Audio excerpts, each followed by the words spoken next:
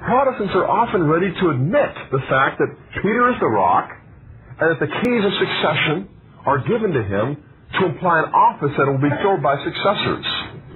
For instance, one of the top evangelical New Testament scholars in the world, R.T. France, says this in his commentary on Matthew. Verses 17 through 19 are addressed to Peter and have been regarded by some as a late addition to support an early claim to the primacy of the Bishop of Rome.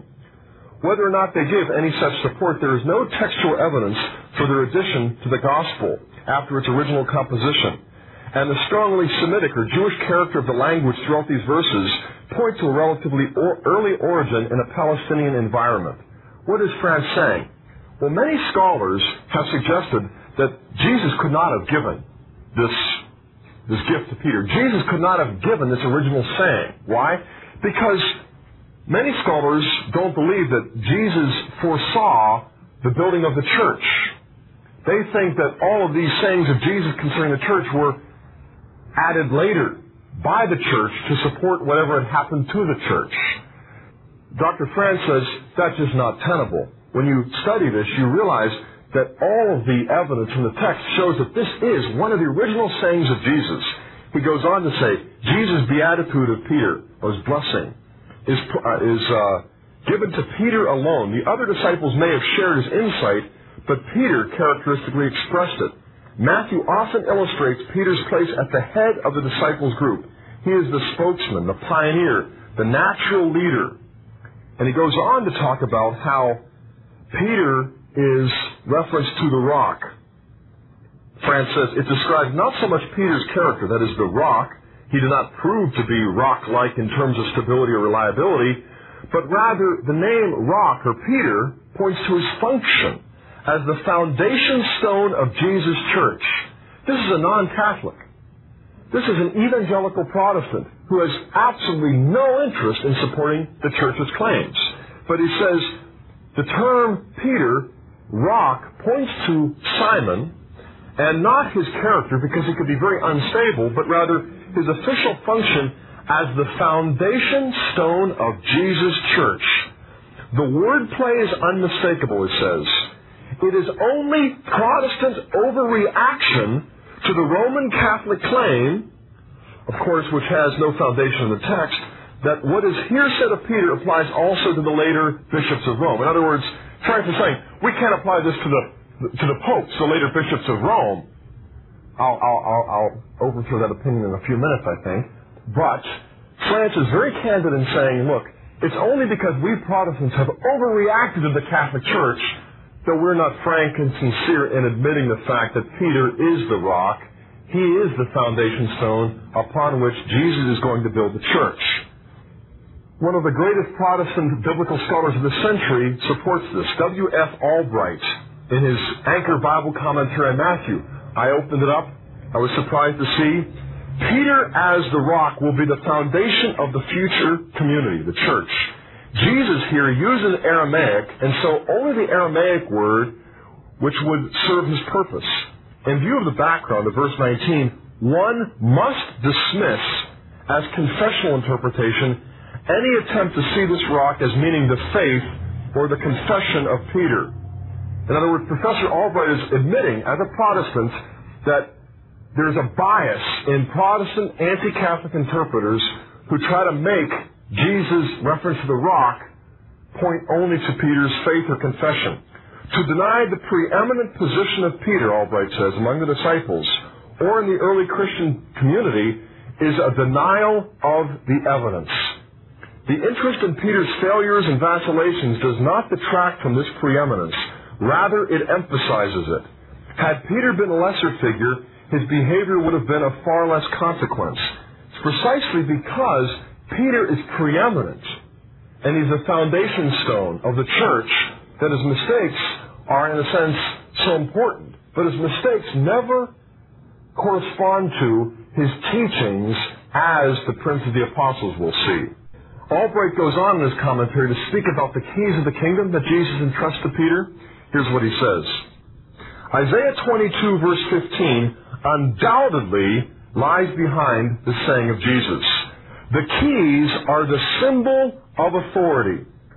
And Father Roland DeVoe rightly sees here the same authority as that vested in the vizier, the master of the house, the chamberlain of the royal household in ancient Israel. In Isaiah 22, Eliakim is described as having the same authority. Now let's just stop here and ask, what is he talking about? I think it's simple. Albright is saying that Jesus, in giving to Peter not only a new name, Rock, but in entrusting to Simon the keys of the kingdom, is borrowing a phrase from Isaiah 22. He's quoting a verse from the Old Testament that was extremely well known. This, for me, was the breakthrough. In Isaiah 22, beginning back in verses 19 and 20, we have some very interesting background. This is where Jesus goes for a quotation to cite this passage. What's happening here? Well, in verse 19 it says, I will thrust you from your office, and you will be cast down from your station. In that day I will call my servant Eliakim, the son of Hilkiah, and I will clothe him with your robe, and will bind your girdle on him, and will commit your authority to his hand. And he shall be a father to the inhabitants of Jerusalem and to the house of Judah. And I will place on his shoulder the key of the house of David. Now, the house of David is like, the house of Bourbon. It's a dynastic reference. The house of David is the Davidic kingdom, the Davidic dynasty. We know this because David's been dead for hundreds of years when this is happening in Isaiah 22. I will give you the key of the house of David. He shall open and none shall shut, and he shall shut and none shall open. He will become a throne of honor to his father's house. Look at all of the symbols of dynastic authority that are being given to this individual. First of all, an office. Second, a robe. Third, a throne. And fourth, keys. The key of the house of David. These royal keys. Now, what is going on here? Well, I'll just summarize it in rather simple terms. Hezekiah was, at the time, the king over Israel. He was the son of David. Hundreds of years after David had died. He was in the line of David, and thus he was ruling over the house of David. Now, all kings in the ancient world had, like what kings and queens have these days, cabinet officers, ministers, a cabinet of royal ministers. Like Margaret Thatcher is the prime minister, so there are other ministers under the queen in Great Britain. Hezekiah, as king, had as his prime minister before Shebna, who proved unworthy. So he was expelled. But when he was expelled, he left an office vacant. Not only do you have dynastic succession for the king, but you also have a dynastic office for the prime minister. When Shebna is expelled, there's an empty office that needs to be filled, and that's why Eliakim is called to fill it.